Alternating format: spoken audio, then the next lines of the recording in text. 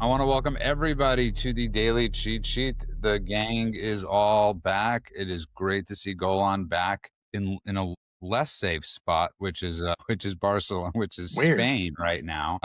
That's got to be a really bizarre type of thing. You coming Man, I back don't from want to the tell you, I get off the plane and I'm coming from a place that everyone else is worried about, that people are like trying to kick out of World Cups and Eurovisions and everything else. I get off the plane from that place where I was in peaceful heaven, and I step off the plane and I see just posters up genocide and Gaza. I'm like, you can take the posters down, guys. Nobody's paying you anymore. So yeah, it's infuriating. I would much rather be there than here. well, welcome back. Thank you. And Mend, this is a topic I think we really don't want to discuss, or there's a real sickness that we're witnessing right now. And obviously Candace Owens being the biggest, I would say Candace and Tucker being the biggest perpetrators of this sickness. But as we brought up yesterday, Erica Kirk was on Fox News and she didn't even name Candace by name. And all of a sudden today, Candace is calling out Erica Kirk, and Erica Kirk just says one word, stop, right? And my bigger question, Mend, is I really don't get where the people are to defend Erica Kirk.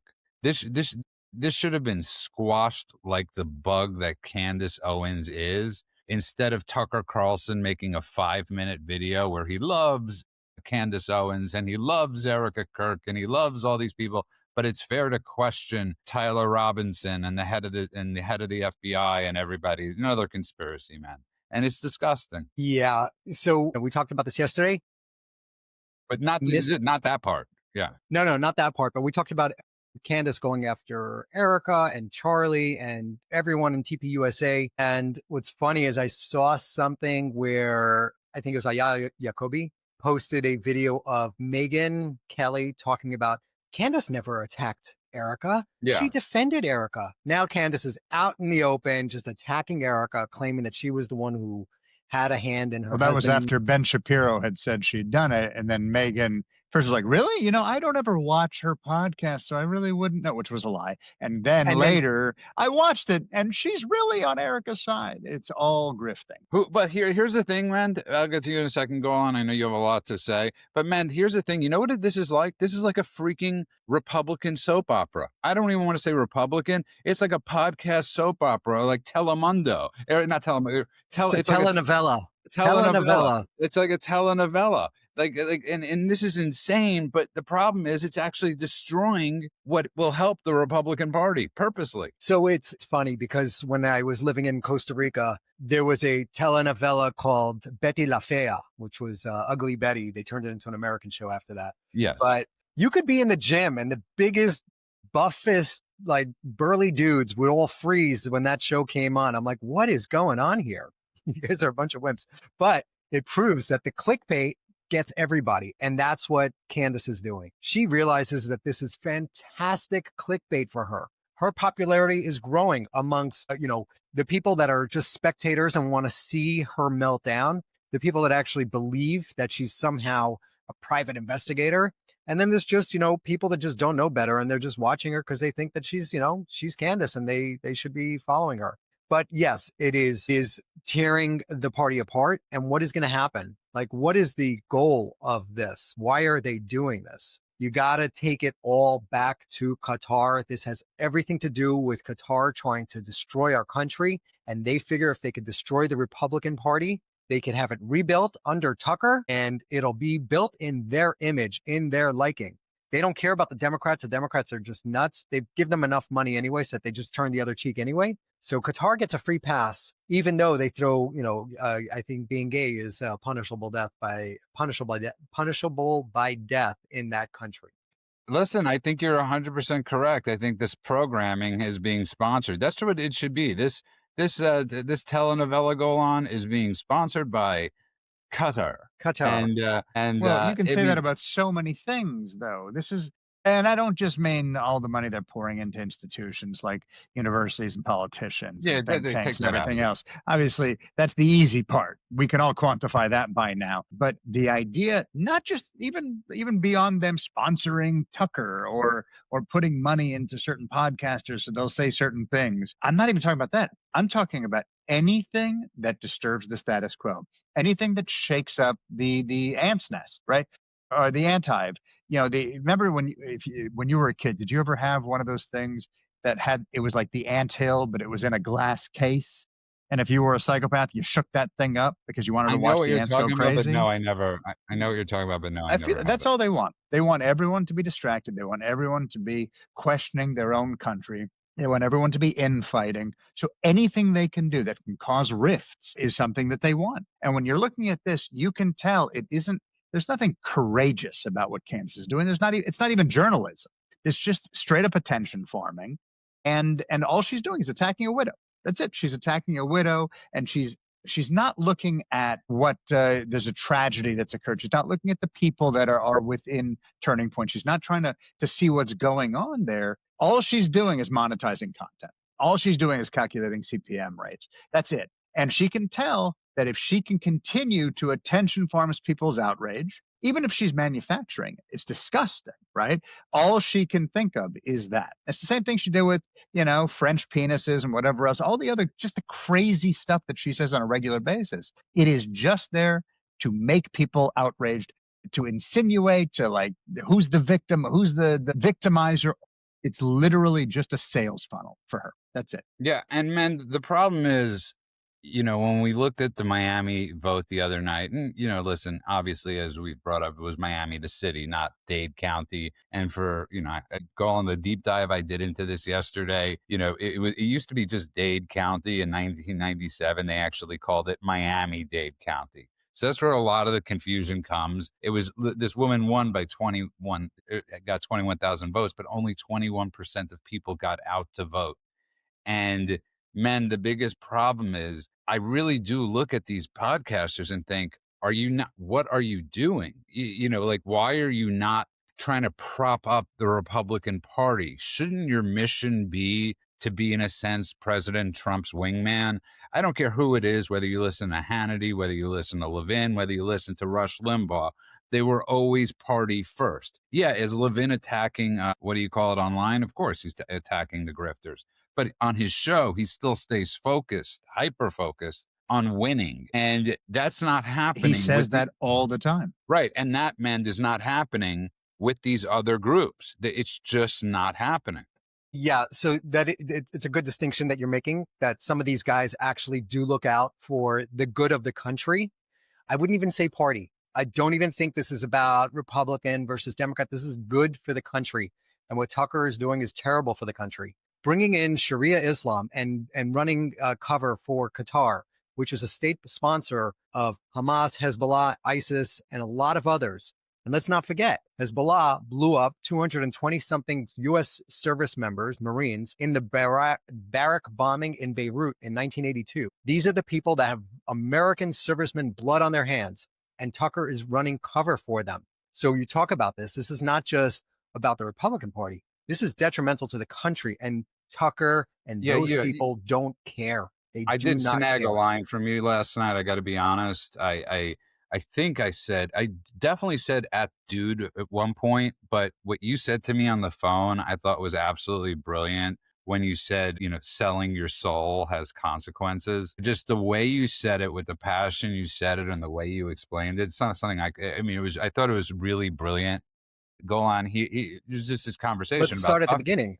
Judah said that he's not sure that Tucker is just in it for the money. It seems like he's having some sort of mental breakdown. And I go, we talked about Crime and Punishment, the whole thing. And yeah, there was a book, whatever, fantastic. Everybody should read it. Anyway, this is not just about the money. Well, but Dostoevsky, we can talk about that another time. There we Keep go. going.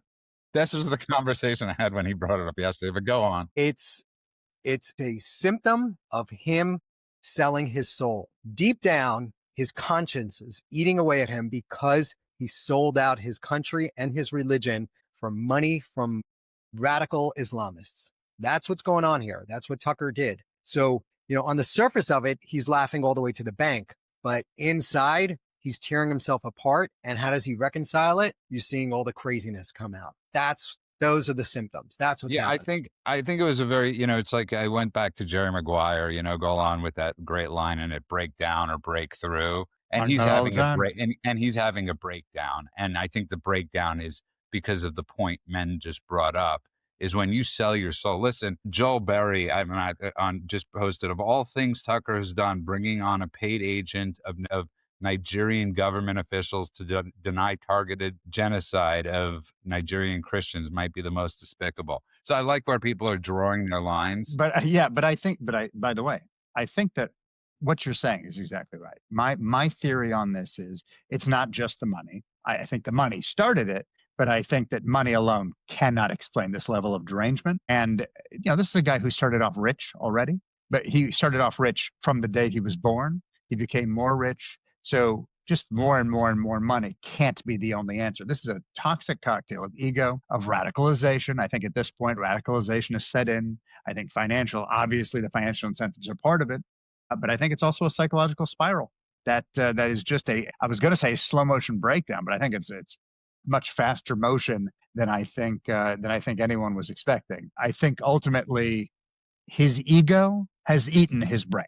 He's been radicalized initially by the money, but by his own audience, because his audience now they have given him, he was trolling. He would always just troll, but it was all mythology. He knew he was just spewing BS. But now, with his audience basically looking at him like Jesus Christ has come down and is telling us the truth, he now has started to believe his own mythology. He sees himself as the dissident. I agree with you. He sees himself as the honest man in the media. Yeah. I love that line. His ego has eaten his brain. Right. That could be the title. That could be that could be like that could be like the second title. But go on. It's interesting because for people that might want to say you guys are crazy or whatever it is, I'm going to give you the proof, people. Okay, and I'm going to go by the DSM. Okay, and Tucker has often said that he doesn't drink. Okay. That he's sober. He said Russell Brand started taking him to AA meetings. I doubt, who knows if he still goes. But Tucker is what you would define as a dry drunk. And being around is this an actual thing, a dry drunk? Yeah. Oh, I didn't know this. What is a dry drunk? Yeah, it means that you're not drinking, but you have the same symptoms of the alcoholic. So you may as well drink. Exactly. Like you're exactly right. Like, so people have said to me oftentimes, oh, do you go to, like, is it okay if I drink in front of you? And I'm like, after 25 years, if it's not okay that you drink in front of me, I need to check myself. Not you need to check yourself, but it's acting in the same ways. And I'm not trying to play arm. It literally is a term, go on, which is a dry drunk. And you have the same symptoms of somebody that's living in alcoholism. And I don't think there's anybody out there that doesn't have a family member or a relative. Then I both know somebody, a good friend, lives in alcoholism or had lived in alcoholism. So my mother is a psychotherapist. And one of the things that I used to do for fun, because I'm a geek, is I would sit on the floor and read the books that she had in her library. And there are certain things and then I took classes on it later myself, but there are certain things that stuck with me. And so dry drunk, I'd not heard, but I'll tell you what I have heard of.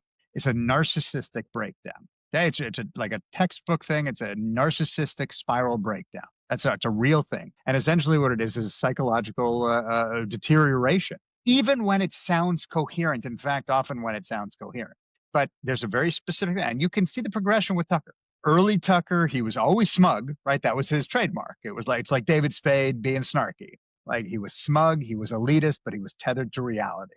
So I enjoyed listening to early Tucker. Then you got mid-period Tucker, which is right after he got fired, when things started to go a little wrong for him. And the Twitter thing hadn't quite happened yet, or the X thing. And he was kind of not sure what he was legally allowed to do, whatever. Then he started getting real outrage heavy, nationalist, conspiratorial, all of that. Today, you're talking about he is the conspiracy messiah. Well, did you see the video but he's yesterday? Openly hostile to democracies. He loves extremists. He hates his own country. He believes he is the lone truth teller in the world. I agree with you, and I'll take it a step further. I think, Mend, he's trying to redefine Christianity. I think he truly believes I don't even think there's a doubt of this. And I talk to Christians about this because it's very similar to, because yes, obviously to the people listening, we're all Jews. We're all different stages of Jews, but Tucker for a long time wore a Kabbalah bracelet, right?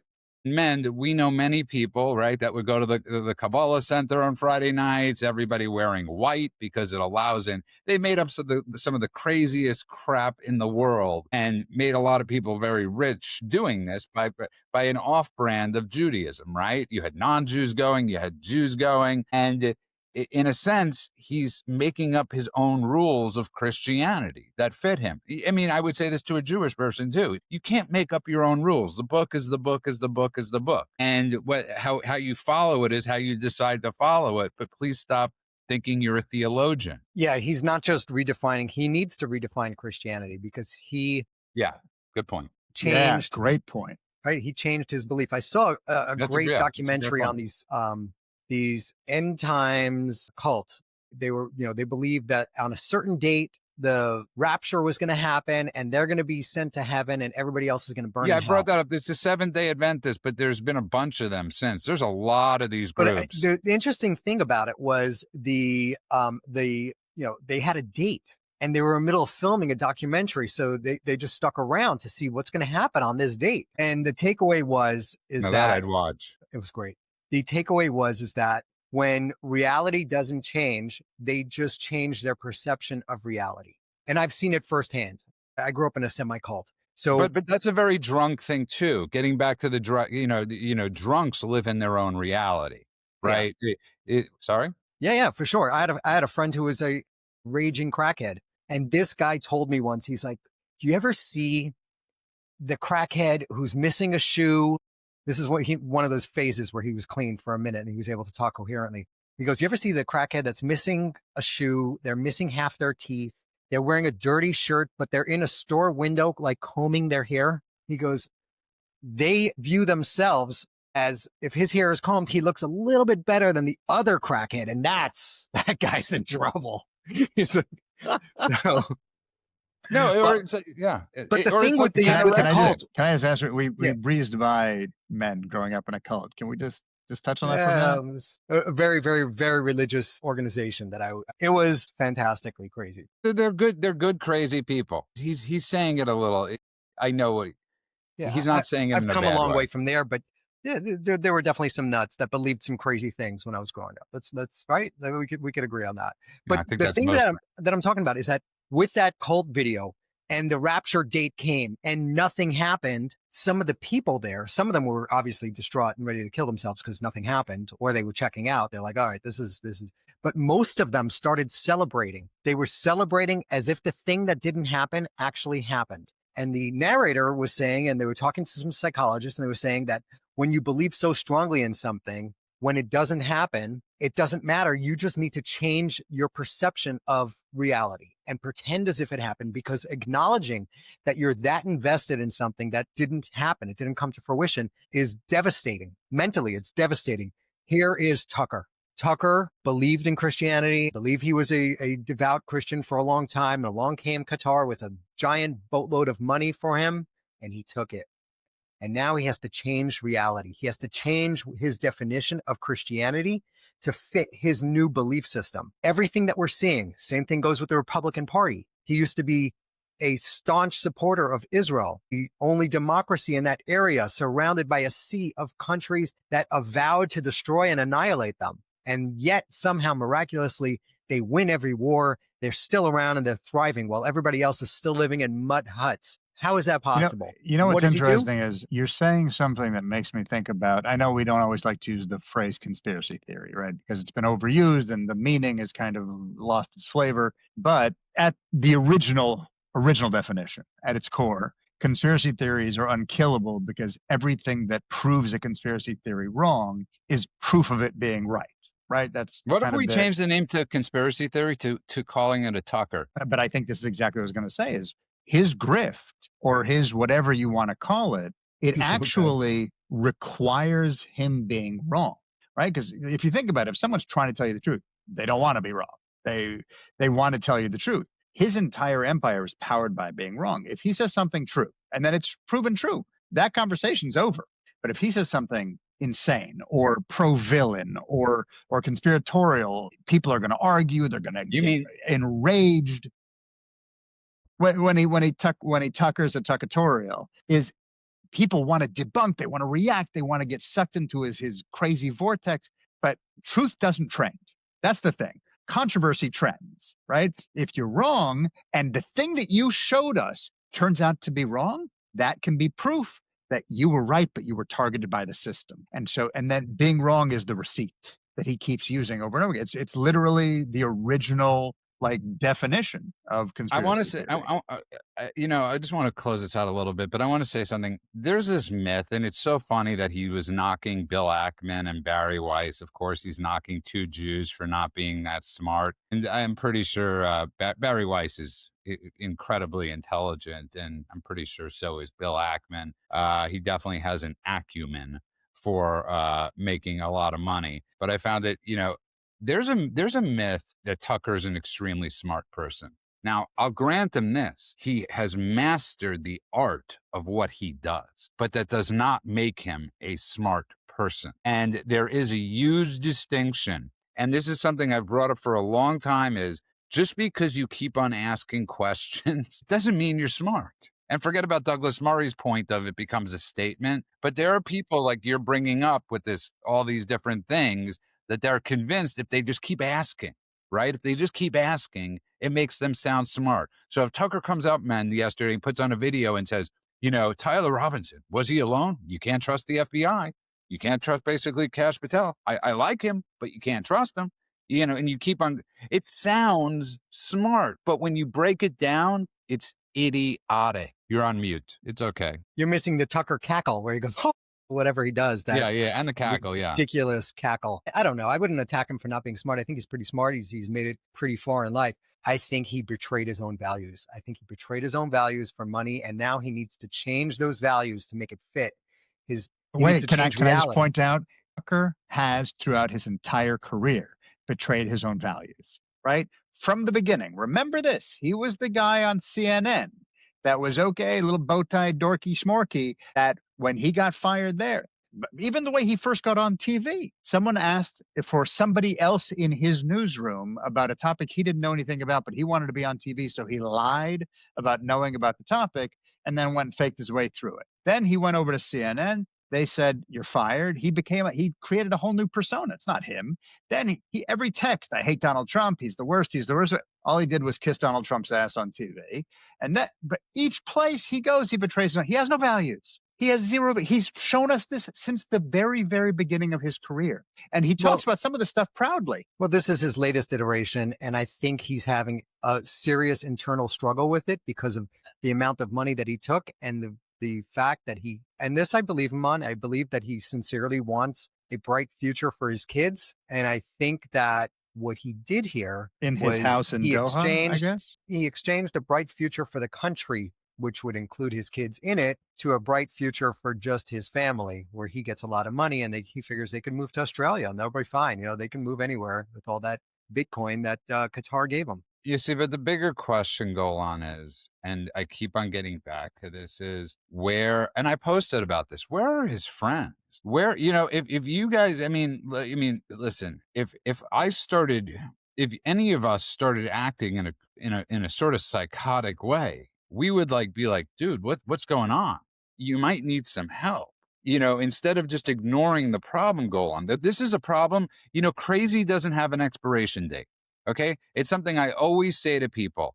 It's like, if you don't treat OCD, it just doesn't magically get better. If you don't treat your alcoholism, your anorexia, it doesn't just poof. He is going into the abyss. And I'm curious where JD Vance is, where all these people are, to say, hey, dude, we're not judging you by what you're saying, but something is off here. Can I ask you this? I'm being genuine.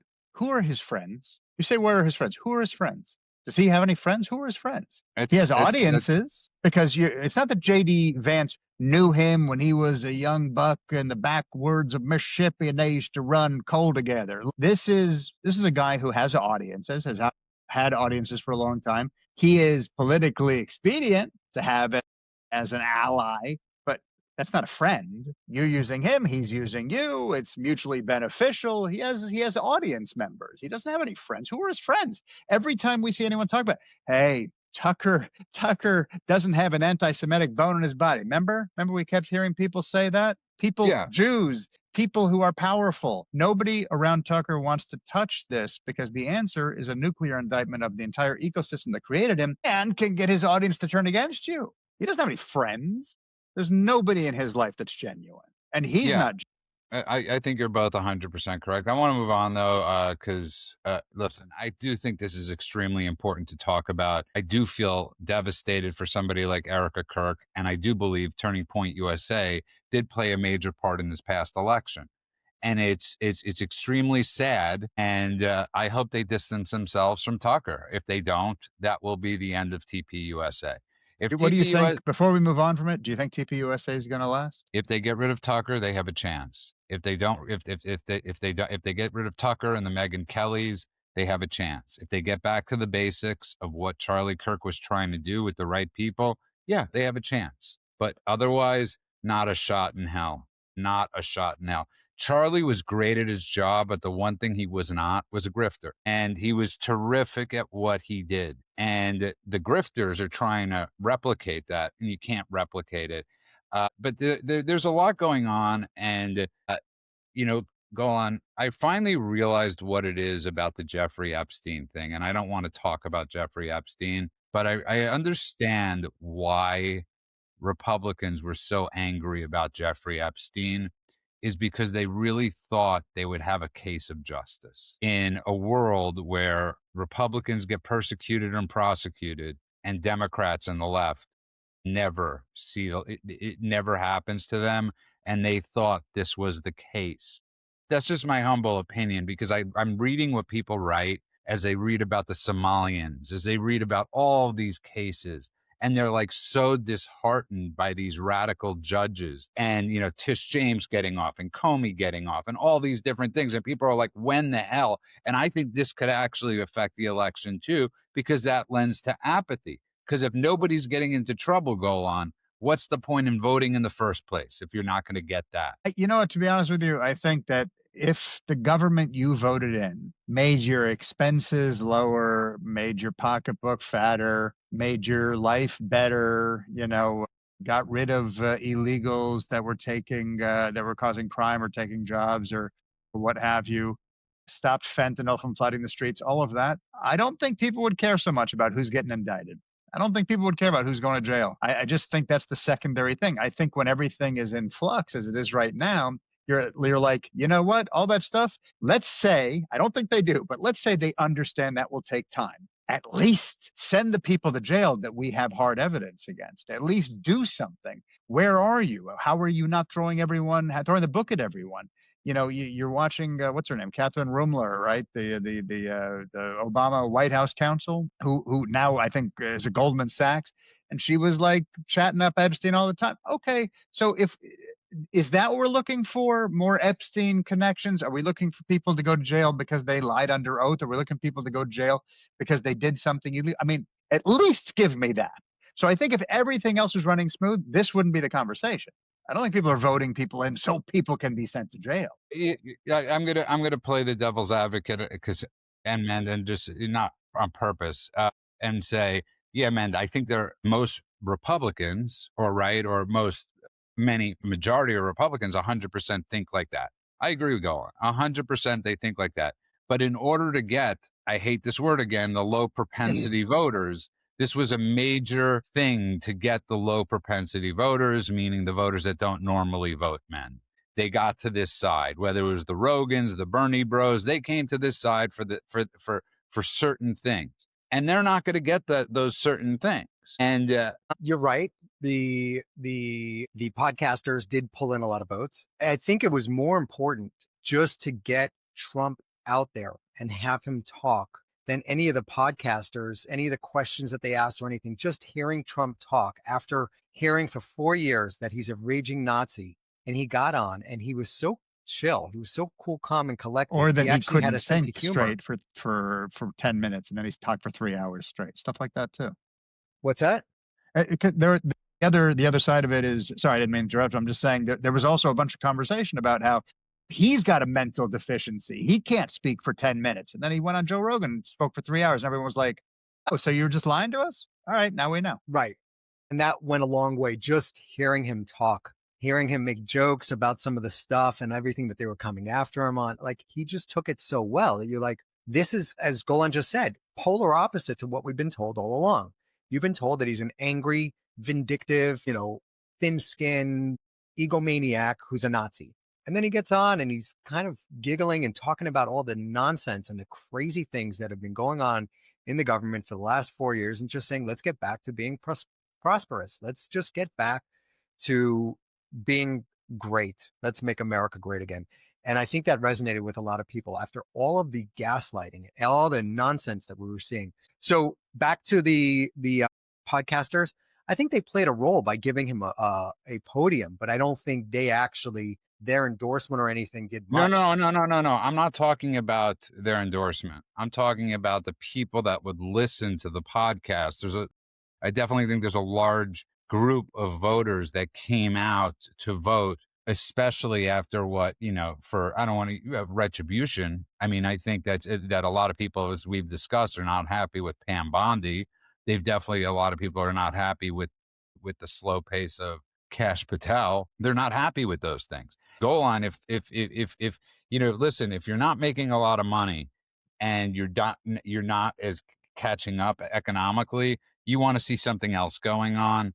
And what that's my point, though, because if they have polled low propensity voters time and time again, they're not apathetic, they're unconvinced. That's the point, right? They check out because they think voting doesn't change anything. They think that the politicians don't understand their lives and their problems. They think that both parties are going to ignore them, whatever, all of that. It is not number one, but it's like number one by a massive margin. That if they see financial relief, that's going to get a low propensity voter out of his chair. If they see safety, forget that whether it's border or whether it's immigration or whether it's whatever thing you want to call it, safe streets for my children, I will vote for that. I will come out of my chair to vote for that. Otherwise, I might not care. And so, which talks about community collapse and the drug epidemic, all of that. Those are number one and number two. Everything else falls into categories that are, even if it's third place, it's so far a third place. I'll tell you what they don't care about. Democratic norms. No one's coming out of there, maybe on the Democratic side, because they've turned Trump, as men said, into like Nazi in chief, like everything he's got. We've got to stop him from being Himmler or whatever. But beyond them being convinced by that kind of propaganda, really the only two things people care about, if they're low propensity voters, is money and safety. Period. And he's pushing safety. I mean, with the immigration crackdown, I mean, what we talked about yesterday, 2.5 million people have self-deported. That is making us safe. That is making us safer. If all of them self-deported and we could only go after the guys who were refusing to self-deport, it would be even easier, like easier on getting the bad guys. If all 100%. Of the, let's call them civilians, got out of the way and it was only the criminals that were left that didn't want to self-deport, and those are probably the ones that are not self-deporting. I think the ones that are self-deporting are the ones that are going, hey, I'd like to reapply at some point. I don't want to get on this blacklist. By the way, you also get $1,000. We didn't bring that up yesterday. You get $1,000 when you self-deport. $1,000. Great. Yeah, we did not. It's something because we talked about offering money for people to move that are citizens. Yeah, we want to pay citizens to renounce their citizenship and get the hell out of Dodge. You don't like it here. If you think this is a terrible racist country, go somewhere else. Yeah, so Golan, as they're trying to spread this message, I think they're really realizing at this point messaging needs to be addressed a little bit. Yesterday we were discussing on the show, they created this website, this database, oddly enough, a week after we had a certain conversation of the worst of the worst criminals, right? And so we brought it up on the show, and Mend found it. Mend got to it, and he was like, obviously a lot of them were from Venezuela. That was a huge hub of them. And so later on in the day, I was like looking for the story, and I was like worstoftheworst.com. And on GoDaddy, you could buy it for $26,000, I think it is, right? And I was like thinking to myself, why? It's on the DHS website. And this goes to what Men constantly talks about. It should be on Instagram. Okay, it looks great on a website, but who's going to this damn website if you can't even find it? Men found it because he Googled it. I was like thinking, just go to the worst of the worst.com. I would have thought that would have made common sense. And today they've announced that they're going to have, what is it? The cabinet meet. It meant that the TikTok is They're going to going be to on. yeah, they're creating a TikTok account for all the cabinet members, which is not great. If we're trying to get rid of TikTok, Congress already authorized the country to ban TikTok. And it's important to note I that told you this a long time ago. They are not Yeah. banning TikTok. They are not going to ban it. They're not even going to force a real sale. They're not, this algorithm is not going to be handed over to anybody who buys it. This should have happened. And I got to give Biden credit for starting the process, or whoever it was that was pulling Biden strings when he was at Weekend at Was it Biden's. Biden who started the process of banning TikTok? I thought it was Trump. No, it was not. Trump is the one who said, I'm going to pull back on it. And I could have sworn and it was I understand, Trump too. and I understand why. I could have understand why sworn it he was did it. Trump at the end of his Well, term in look it up. 2020. If I'm wrong, I'm wrong. Why'd he do it? He did it because he knew that that would have been lethal for his. It was just before the election. He said, "If I about want to now? do this and this." What about now? Even you want to when they're watch talking what about- happens. You want to watch what happens to the entire younger voter base of the Republican Party if he manages to ban TikTok for real, or he manages to sell it. China's not selling their greatest spy tool that exists. So if they've already said this, you try to ban it, we'll shut it down. We'll just shut it down. We'll lose all that money. We don't care, because it's not for money. It's a spy tool.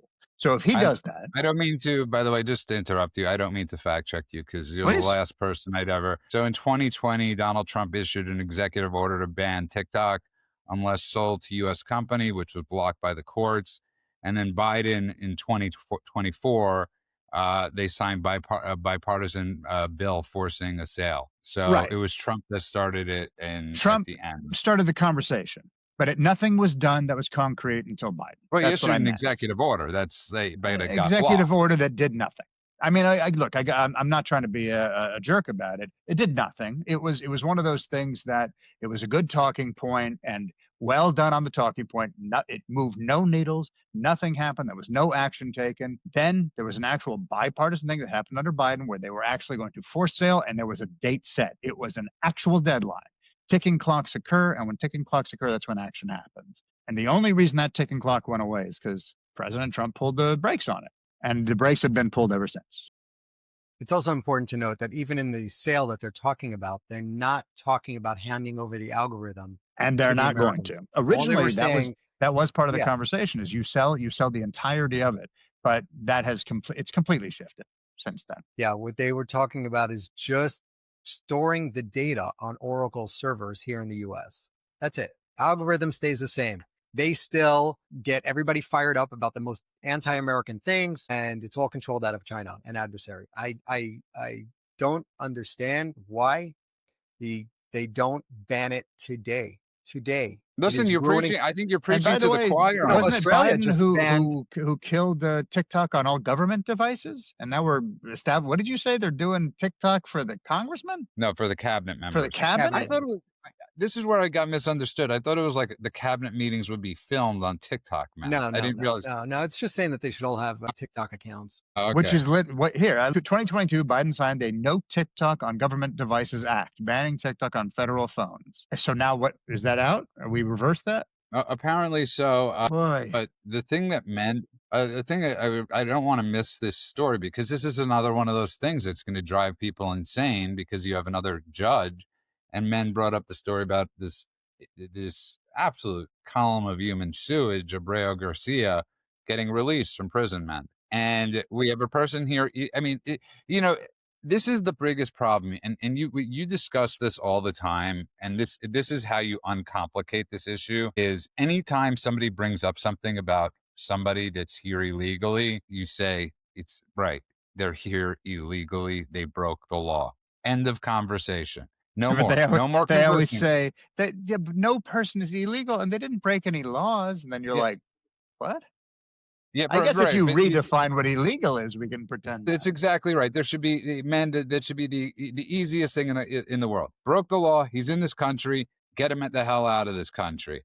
And man, people look at this and it drives them insane. We posted on our X account the penalties for entering countries illegally around the world. And interesting. I don't know. Yeah, there's so many countries that will throw you in jail for 6 months if you illegally enter their country. Here, we have activist judges that are demanding the release of human trafficking, wife beating MS-13 gang members because they didn't get due process or enough due process. This guy's got every privilege for an illegal alien under the book, and these activist judges still think that that's not enough. So we have a problem. We definitely have a problem. We have a problem where I see it a lot in some of these news apps that I use to check up on the news before we get on the show. And there's a section down below for comments. So there was a story that came out today, I believe it was, that the Trump administration is going to redesignate a portion of land on the U.S.-Mexico border as an active military zone or something and hand it over to the military. So now they could enforce trespassers. It would become trespassing on a military base if somebody came across. And the comments section is just full of absolutely miserable, woke imbeciles. So now we're building the Berlin Wall. Like, these people, it doesn't matter what is being done. They are always going to have a problem with it. If the right is doing it, if the Republicans are doing it, even if it makes sense, even if it means taking child raping killers off the street, doesn't matter. These people are going to come out and somehow have a problem with it. So at this point, what the administration needs to do is just continue doing it, but at a very accelerated pace. They need to make it really costly for anyone to come here illegally. And that'll be a lesson to them in the future, saying you might get 4 years of a Biden, but as soon as one of us gets back in, oh, it's going to hurt. And that'll deter people from, as soon as there's a new administration in charge that uses forklifts to raise up the razor wire that Governor Abbott in Texas put down along the Rio Grande River, and Biden sent in the border agents with forklifts to remove the barbed wire to just allow people in. They were suing Texas to remove the obstacles that were put in place to keep the illegals out. So if people think that it could get really bad for them, even if they do come for a couple of years, it'll deter a lot. And you need to do that every couple of years. By the way, that if Democratic president gets into office, they're just going to throw open the gates? But yeah, absolutely. And that's why I always 100%. said the Mexican. I think on day one, I think they're going to, they're going to have like a welcome sign go on. You know how they talk about the migrants that die in the me. deserts coming across from Mexico? It's really sad. A lot of migrants die of starvation because the coyotes will drive them out into the middle of the desert, the coyotes, the Mexican cartel, and then they drop them off and they say, walk in that direction. And these people have no idea how far to go. And a lot of them run out of water and it's the desert and they die. And it's really unfortunate, including, women and children. I always said that the Mexican border is not dangerous enough and the U.S. government should put crocodiles in Rio Grande. They should just fill it up with crocodiles. Like a moat. Make it a moat. Not a bad idea. A better deterrence. Not to eat people, but to deter people from crossing the Rio Grande. Sure, whatever they happens. Also might, whatever happens. Go on. I have a question for you. Not a question, because you're starting to see this a lot, and people like Scott Jennings are talking about this now. It's like there are a lot of sins that people are going to have to account for in their reporting of the Gaza-Israel war. And one of the things we're witnessing now is, remember when we've been constantly told that Israel owns America, that Israel, that right, they're our sure. Lord and Master.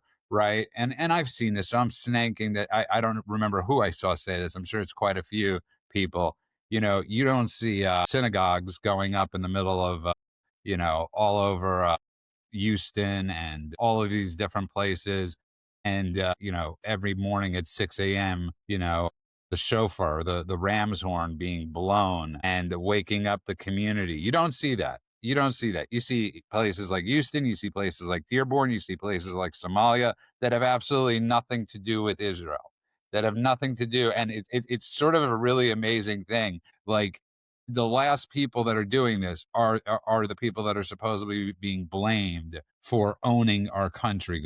Let me tell you the list of things that doesn't make sense. I've said this before. If you are too afraid to wear your star as a Jew because the other side is going to commit heinous violence, like with a flamethrower, for instance, or with ramming a car into you, or with, I don't know, kidnapping and tearing apart a baby with their bare hands or whatever. And you look at that situation and you go, I think the peaceful one who won't wear a star because they're a little afraid is the bad guy. there's something wrong with your brain. If you look at a situation where one group of people rape, and I don't mean just on October 7th, but it's just part of their culture. It's legal if you rape your wife. If a woman gets raped, she's the one who gets stoned, like we're in the Stone Age. Everything else, you have to cover the woman from head to toe. She's not allowed to speak. I don't know if I cut out there for a minute, but the You woman's did. not allowed to speak. She has to be covered from head to toe, including her eyes and her mouth and her ankles. Ooh, her ankles, just in case you get turned on by the ankles. And if you rape her after that, it's probably her fault because she wasn't covered up enough. And then you have another society that, I don't know, makes a woman the prime minister and loves their women and puts them in the army and everything else. And you go, oh, I think the ones who rape and cover up their women with gunny sacks, they're the good guys. There's something wrong with your brain. I could do this all day. So when you tell me the Jews are taking over America, the Jews who are 0.02% of the world's population, and the Muslims who are 25%, no points in there, of the world's population, and you're like, the Jews are the big bad. There's something wrong with your brain. When you tell me the Jews are taking over America, show me one new synagogue. Show me one. I would love to see it. I'll go hang out. But I can show you 1,000 new mosques. I can show you cities in the United States. In Texas, they're trying to build a Muslim-only city filled with a bunch of mosques. And you go, the Jews are the ones taking over. There's something wrong with your brain. The list goes on and on. So yeah, I think you're exactly right to say that it's not just hypocrisy. It's blind hatred. It's absolutely pure hatred, pure blindness, and you got to be out of your damn mind. And the same goes for what Mendes is always talking about with the burning of the churches in Canada and Absolutely. the Christians that are being slaughtered in Nigeria and in Africa and other places. I mean, you got to be out of your Let's just mind. compare the Jews that are committing murder all over the world versus the Muslims that are committing murder all over the world. I'll even say it without judgment. Let's just say math. Can you do math? If you can't, your brain is broken. That's it, over and over again. And Mend, you are getting a ton of compliments in the Rumble section for how you've been the last couple days. So Mend is, as you can see, he's humbled by that. I was actually trying to change my username on Rumble because it's an old username, I guess, from back in the day, but it doesn't let you change it. So I was just, as we're talking, I was trying to sign up a new account. Anyway, so Well, thank you anyways, guys. people are complimenting you on the great work you did without the goal on here. I agree with them 100%. You are on fire. But man, there's a question somebody asked me on Truth, and I'm really not familiar, and it has to do with this because you're more familiar with the Miami area. Is Saudi Arabia? They were saying how many Saudis are living in Miami, and sort of like there's like a Saudi sort of takeover in Miami. Is there any truth to that? I'm not familiar with this at all. They do. Miami and Beverly Hills both have. Well, that's Persian, right? There's a lot of Iranians in Beverly Hills, tons, lots and lots and lots. Miami has a pretty large contingent of Saudis, but they'll come in and buy luxury homes and only show up there, a couple of times a year. So these guys, the Saudis, have tons of cash and they throw it around. I wouldn't say that it's like overwhelming. You see a lot more Venezuelans in Miami, crazy amounts of Latin Americans. A lot of Latin Americans, right? A lot of Cubans, Latin and Americans, Haitians, and Colombians, Cubans. The best Cuban food is in Miami. Hey, I said I would ask the question. I didn't say the answer was going to be somebody asked me to ask a question, so I asked a question to the gurus of knowledge about the things that I'm not 100% sure of. Appreciate that. Well, there's the answer. I think there are. Do you remember that movie Inside Man, that Spike Lee film? Denzel Washington, Jodie Foster, Clive Owen. Clive Owen. Jodie Foster in that movie plays a broker who is finding homes for the Bin Laden family. Not Osama, just the other Bin Laden.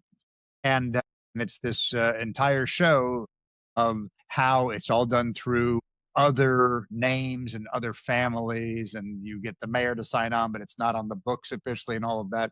I think there are, according to the last, the last time they did any kind of count, there's not that many Saudis in the United States, honestly. There's like 60,000, something like that. But I think there are a lot of Saudis that are in the U.S., as Men said, they don't necessarily have it in their name. They don't necessarily have it on the books. They're showing up. They're leaving whenever they want. The amount of money that they have in Saudi is, it's not quite Qatar money, but it is still an arbitrary, so much money that it's arbitrary.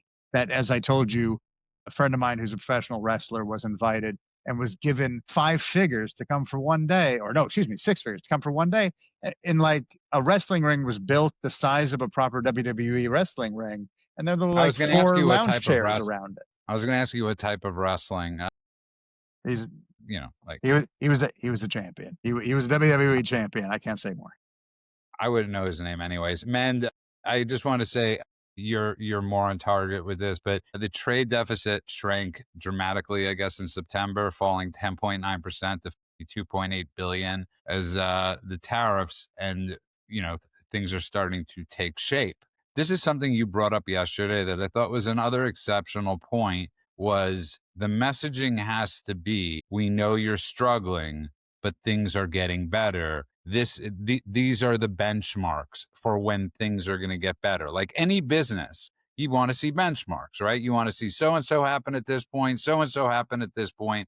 And I think if they did that, as opposed to just say, no, everything's great. Everything's great. You're all doing amazing. Your portfolios are all amazing. You could go to Target or Walmart or any of these stores and load up your cart for the same thing you did last year, which isn't true. And if they were just openly honest, saying this is where we're at, these are the benchmarks. In a few months we expect to see so and so dollars here. So I think I think that sort of messaging, Mend, instead of having cabinet members on TikTok, would be brilliant to just put into the algorithms and get it out there and say it, get people to do this.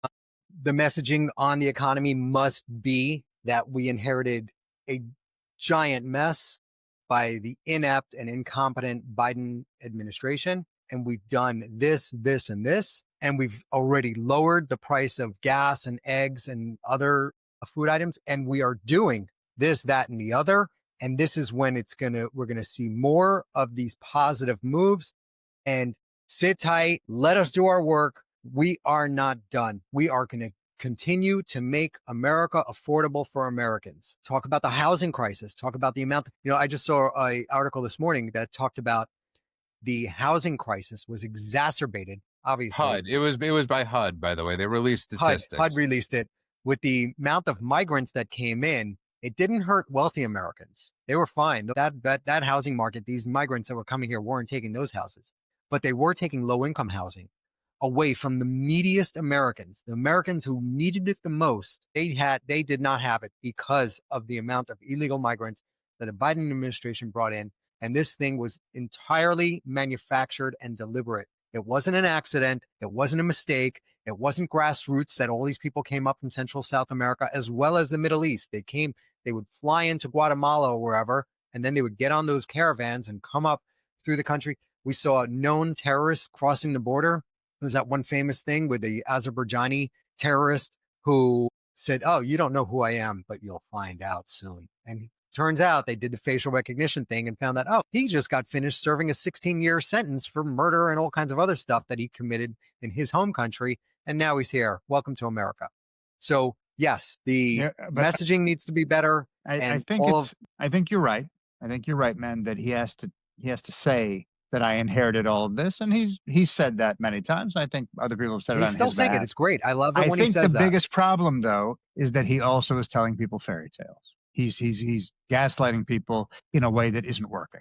And I'm saying it bluntly, right? It's the results have to be there. It can't simply be, hey, don't worry, it's working out, it's fine, you're going to be fine every day. In fact, we did a great job already. This is already done. He has to say, if you're not feeling better, then the economy isn't better. It doesn't matter what the S&P looks like. It doesn't matter what stocks look like or Bitcoin or anything else. If you don't feel better, then it's not fixed, period. Because then I think if he said exactly what you just said, Golan, his approval rate points would go up 5 points with independents. I agree. If they messaged exactly what the two of you just said, so the two of you, please cut out those clips because they're absolutely brilliant what both of you just said, because that should be the messaging.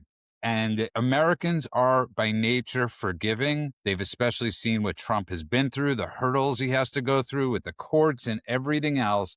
if he were to just come out and say exactly the way you guys are saying it, it would be enormous for the And he has independents. one thing working in his favor, which is, look, why do people hire me? Because they've seen what I've already done, right? They've seen the movies and TV shows I've been involved with.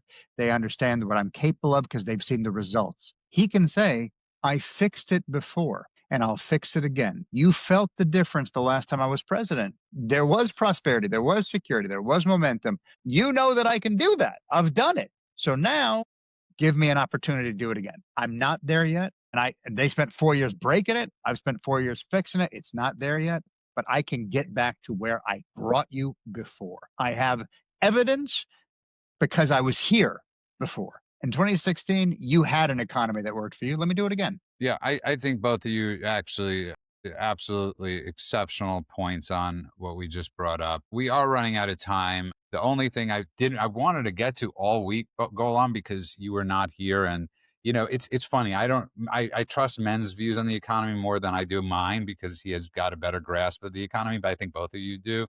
And even when I'm doing the world according to Ben Stein, I hate talking about the economy to an economist. Okay. And even though I know movies and I know you're in the actual business, which is something you just got back from, people are witnessing right now. There's a war going on between the Ellisons and Oracle, I guess, and David Ellison, and trying to buy Warner Brothers, and Netflix trying to buy Warner Brothers. And this is very interesting. Disney just invested today $1 billion in AI and in licensing out their characters, not the actors, but the actual characters. But so you have these streaming wars that are going on, and I know what men's thing is. Screw them. Screw the actors. I get it. You know what I mean? Like, if they get hurt by it, and I'm right on board pretty much with that.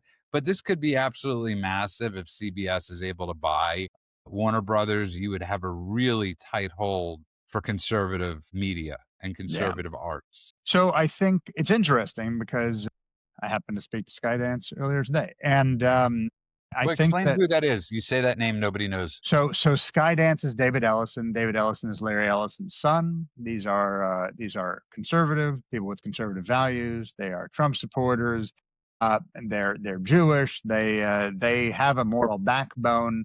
In fact, just to give you an example, there was not long ago people were trying to sign some of the bad actors, the Mark Ruffalo's and the other sewer rats of the world were trying to sign something that basically said, any Israeli or Jew that supports Israel, we will boycott them, and trying to basically kind of do an anti-Jewish blacklist. And Paramount at the time, and right after Skydance had purchased them, basically set out a press release that said, anyone who signs onto this pledge, you're not in any of our projects. We ban you for being a racist or whatever, bigot or whatever, asshole, whatever word you want to apply to it. You're not going to be in any Paramount projects. You're not going to be in any Skydance projects. You're not going to be in any CBS projects and every other offshoot that goes with that. So they took a moral stand. And at the time, of course, it's difficult to take a moral stand when everyone is shouting in one direction. They did it without even a moment's hesitation. One of the reasons why they're eager to buy Warner Brothers is not just because of the catalog and not just because of what comes with Warner Brothers, because you're talking about everything from HBO and CNN and everything else in between. But it's also because they don't want someone else to be able to take over and tell America what their values should be. This is a big thing. If you think about the legacy media, we can lament it all we want. But in the end, they also are the preservers of our history. They also tell us what CNN's going to tell us from a news perspective what our moral outrage should be. Movies are going to tell us who the bad guys are.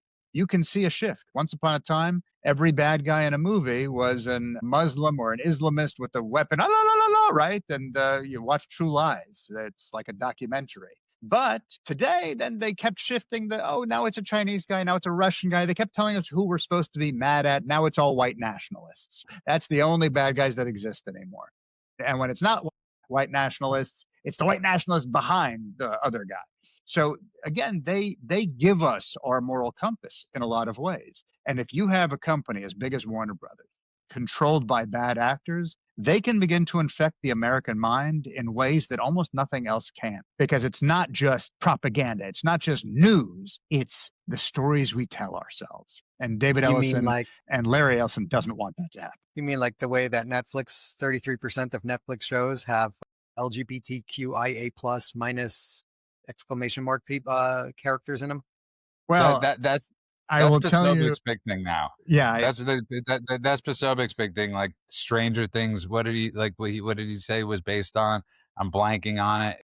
He said it was based on something and they turned it into a He trans said it was show. based on MK Ultra, and now it's based on trans ideology. We'll get more into this as it goes on. The last thing I want to say is the funniest X of the day had to be from Ted Cruz, who said, "Who would have had on their bingo card that Marjorie Taylor Greene would be celebrating and talking to Code Pink?" And I mean, like, what more do you need to say? And I don't mean to bring up her name, Golan. Sorry, for the I gave love you a of couple God, days now I have off. a peptic But man, ulcer. Thanks. you saw this image, right? Did see it. I did of, see it. of her in the let's just say The crackpot. She's a crackpot, that lady, that demented lady. Crackpot should be sent to Demented, Gaza. harpy ass hat. Yeah. Oh God, these people are These disgusting. insufferable people should just be sent to Gaza and they will be beheaded, just like that Italian dude who went there to, solidarity with the Gazans. And as soon as they found that he was Christian, they chopped his dang head off. Yeah. yeah and go on. It's like it's like this. I understand that people, you're vested in somebody, and when you get vested in somebody, it's hard to it's hard to it takes time, right? And Yeah. people were vested in MTG, and people are vested in this, and people are vested in that. I've had no listen. I was never vested in DeSantis. It doesn't mean I don't think he's a great governor, and it's why I keep on saying I think he should be the next attorney general instead of Pam Bondi. Okay, I'm able to get past his hype boots, his bit of a squeaky voice. I think he's an insanely good governor that's done insanely good things for the state of Florida, and I trust him to do a job of being the attorney general. I'm able to get past the things I do not like, even the gay video that he put out that bothered me. And it was like a 2-minute X thing. It was done during Pride Month. It was really bad taste. It doesn't matter. I think it's safe to say at this point she's persona non grata. And This is, it's an important lesson that you align yourself with people that align with your values, your moral values. Mhm. And you also, there's no like super blind, no matter what allegiance. Tucker was great. I was pro Tucker. Tucker went crazy. I'm against Tucker. I'm okay shedding these people really quickly. well, As soon because as you you don't realize put them on a pedestal like they're godlike creatures. that's the whole. That's the difference, is you have to grow up in life. It's like the football player, right? Where this is just Golan was talking about wrestling, right? I loved wrestling when I was a kid. Loved it. Okay. I would record Saturdays because I couldn't watch because of the Sabbath, and I would record Sundays. And that's how I learned it was fake, because it was the same exact moves on Saturdays and Sundays with just different wrestler. You know what I mean? And at a certain point, when I realized it wasn't real, I didn't enjoy it as much anymore. It wasn't like, Mhm. but I stopped putting it's like at a certain point, you got to stop wearing a football jersey. Okay. You're not playing for the New York Giants. Okay. No offense to people that wear football jerseys out there. Sorry, man. I know you're exhausted because you did wake up really early and you had a major workout.